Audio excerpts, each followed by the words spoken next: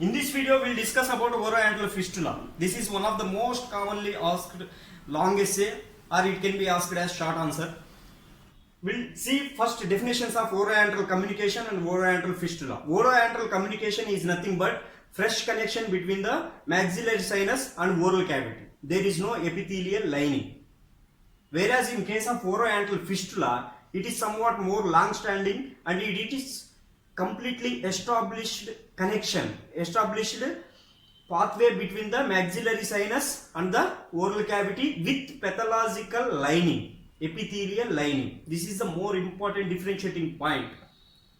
Once the communication is for a long duration, then the Schneiderian membrane, you know that maxillary sinus is lined by the Schneiderian epithelial membrane.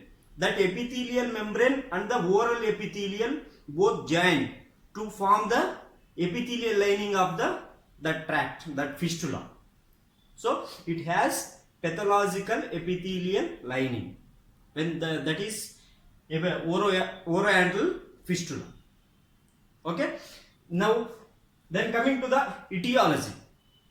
Under etiology, you can categorize causative agents of oroantral fistula into four major categories. First one is extraction. Especially most common etiological factor of oroantral fistula is extraction.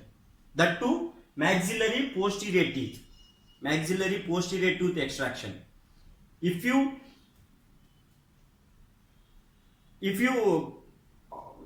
want to order the chances of OAF with extraction of the teeth, then the first teeth is first molar.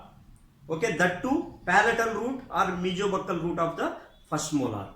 After that, second premolar. After that, second molar.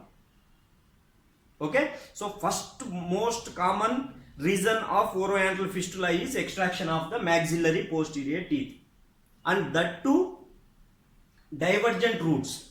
When the maxillary posterior teeth has divergent root. Divergent root is nothing but root is diverged like this.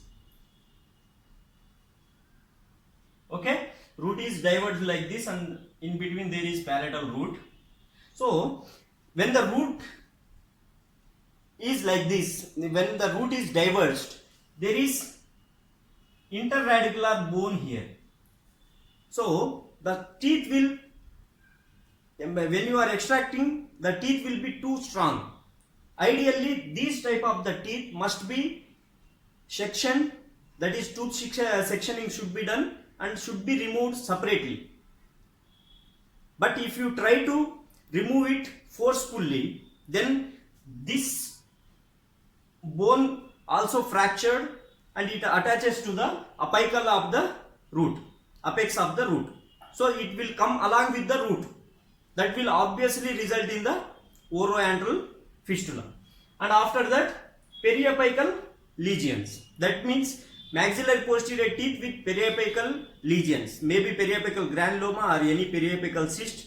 That will obviously erode the bone between the root apex and the maxillary sinus. You can see in this diagram. Generally, more than 2 mm of the bone, is there in between the maxillary sinus floor and the root apex of the maxillary posterior teeth.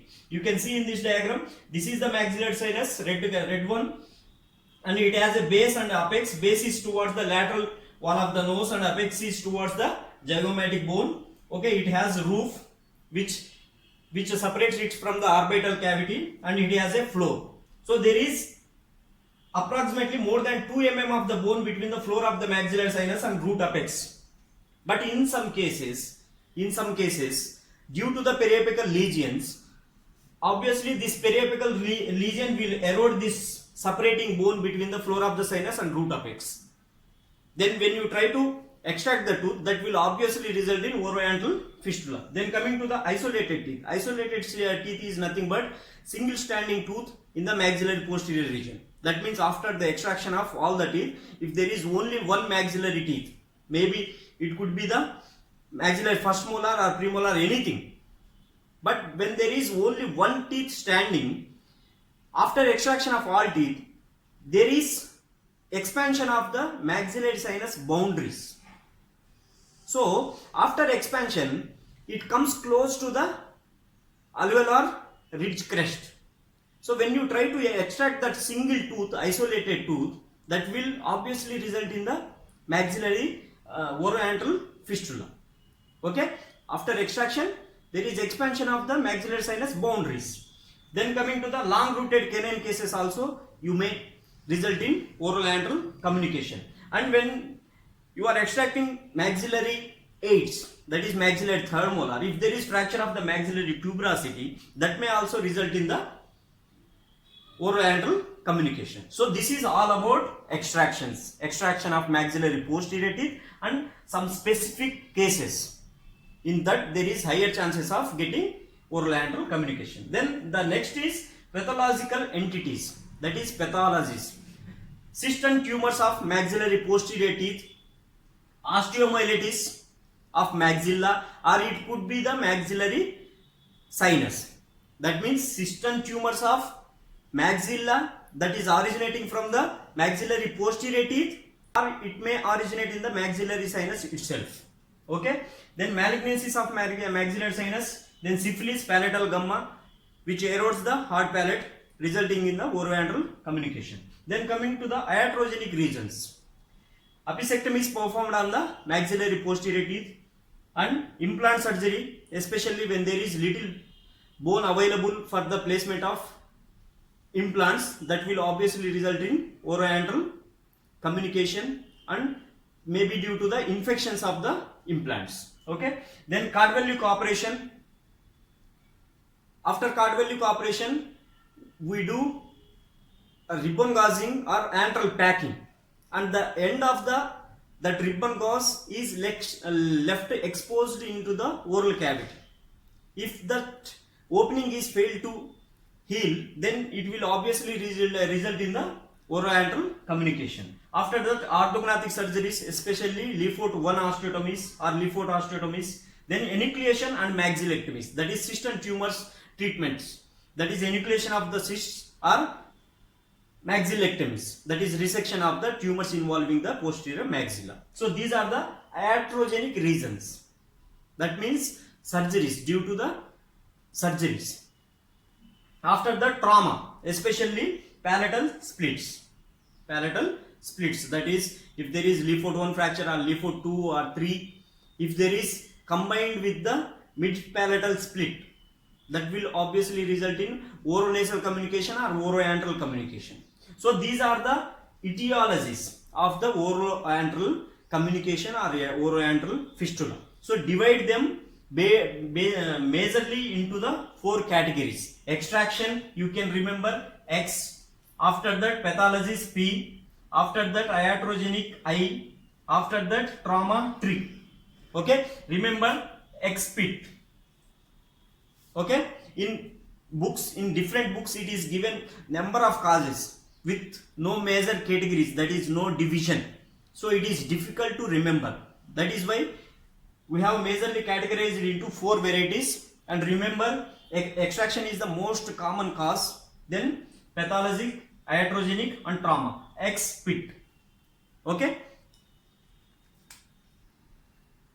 now we will see pathogenesis, that is what exactly happens after the first communication. Okay, so when there is penetration of antrum due to any etiological agents, okay, just we have seen now, due to any etiological agent, when there is penetration of antrum, after penetration blood clot will form. Okay, depending on the fate of this blood clot, whether it is going to heal or whether it is going to progress to the oroantral fistula. Okay, so when there is after blood clot, if this blood clot stabilizes and blood clot organization occurs, that will obviously result in the healing of perforation. Especially this occurs in small openings, that is openings generally about 2 mm or 3 mm of openings or perforations generally result in healing of the perforation. If the perforation is larger, okay, more than 3 mm, more than 5 mm or 1 centimeter, like that perforations, in those cases this blood clot may become dislodged or it may become infected. So that will obviously result in loss of the blood clot. So after loss of blood clot, there is persistence. That means this perforation becomes generally persistence. Okay, so then it is called as oroantral communication. That is initial oroantral communication. After epitheliation, it becomes oroantral fistula. So this is pathogenesis of oroantral fistula, how it develops. Now we will see symptoms of oroantral fistula. Coming to clinical features are divided into early features and late features. Okay, early features are nothing but features of oroantral communication, and late features means features of established oroantral fistula with the signs of acute maxillary sinusitis, or it could be the chronic maxillary sinusitis, depending on the duration of the OAF. Okay, if it is more than 2 days or 5 days, 10 days, like that, then it is have the symptoms of acute maxillary sinusitis. If it is more than 1 month or 2 months of duration, then it will have chronic maxillary sinusitis. Okay, first, early features. What is there? Because of the communication, there is pain. Once the after extraction, once the anesthesia wears off, patient will feel pain. Okay, that is less severe when compared to the late features. In the late features also there is pain, but it is somewhat more severe because of the acute maxillary sinusitis, that is maxillary epithelial lining infection. Then escape of fluids. When you are drinking or eating, a fluid from oral cavity will go to the maxillary sinus. From there it will come out through the nose. You know that maxillary sinus is opened into the middle meatus. That opening is called as ostium. Okay, from maxillary sinus it will come out through the nose. So there is escape of fluids and escape of air also.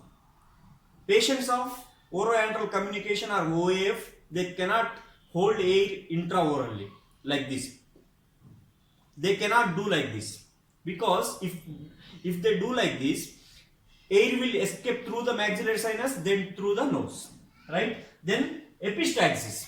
This is also same, because we are seeing early features, that is after extraction or anything after etiological factor, bleeding into the maxillary sinus will come out through the nose by the ostium.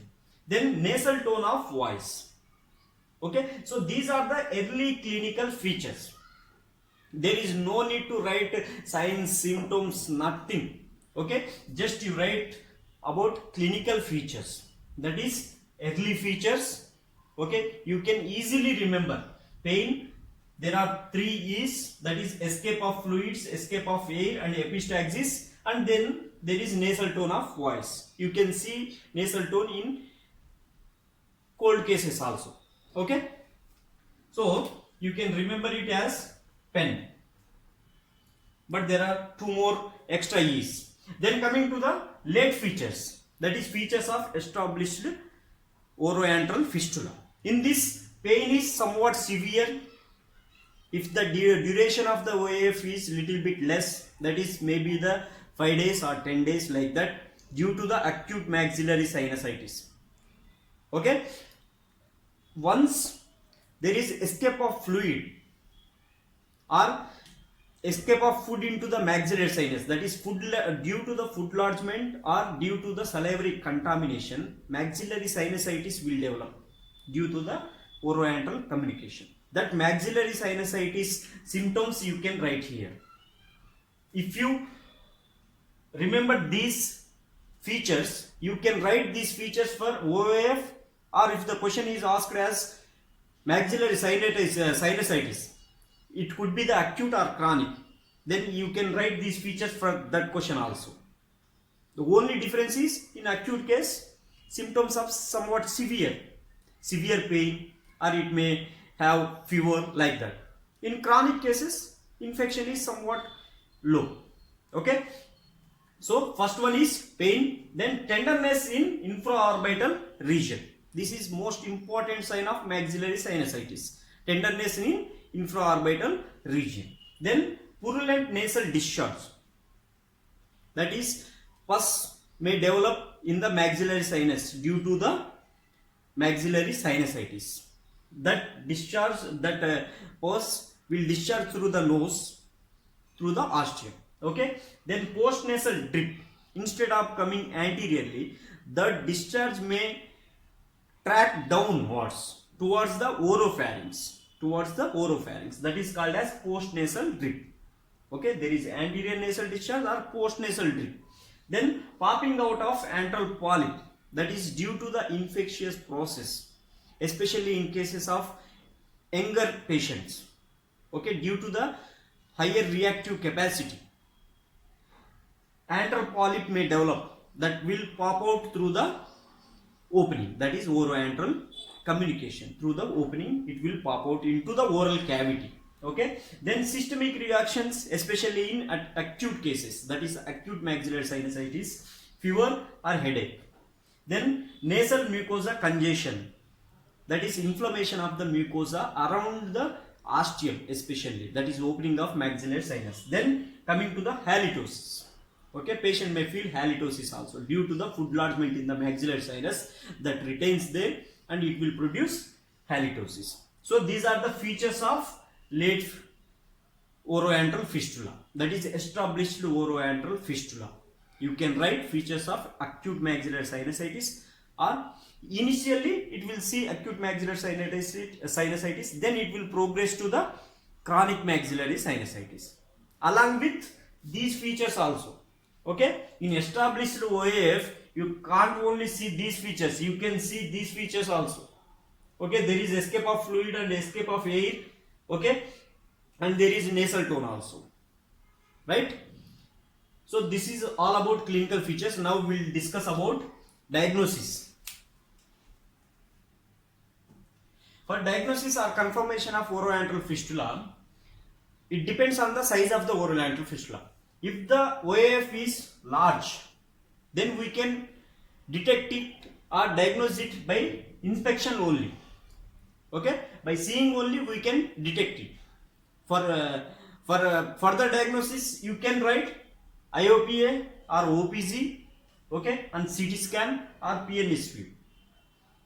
But in case of small OAF, when the opening is small and sometimes initially it is obliterated by the blood clot, okay, in those cases there are 3 tests available.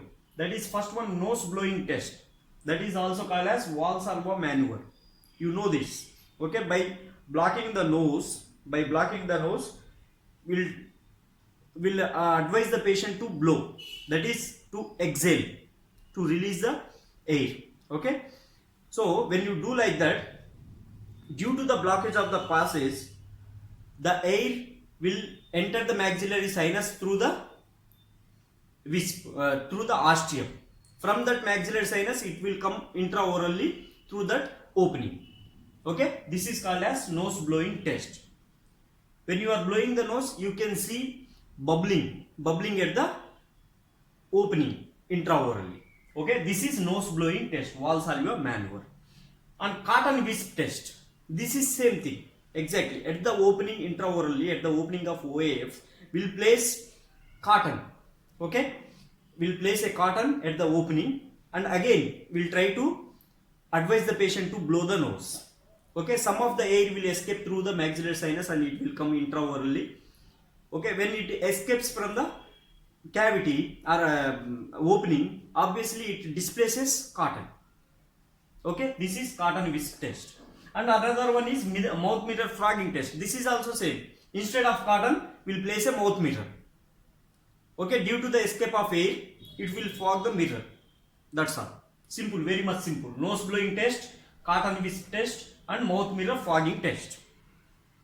After that, for definitive diagnosis and evaluation of the opening, that is size of the, for evaluation of size of the opening, we are going to take IOPA or OPG and CT scan. CT scan is much more helpful, and we can better delineate the exact defect size and the maxillary sinus lining condition also we can detect. So CT scan and PNS view. PNS view, especially in taking PNS view, we can diagnose sinusitis, maxillary sinusitis. Okay, it will show fluid level. Okay, that means general maxillary sinus is like this, but completely radiolucent.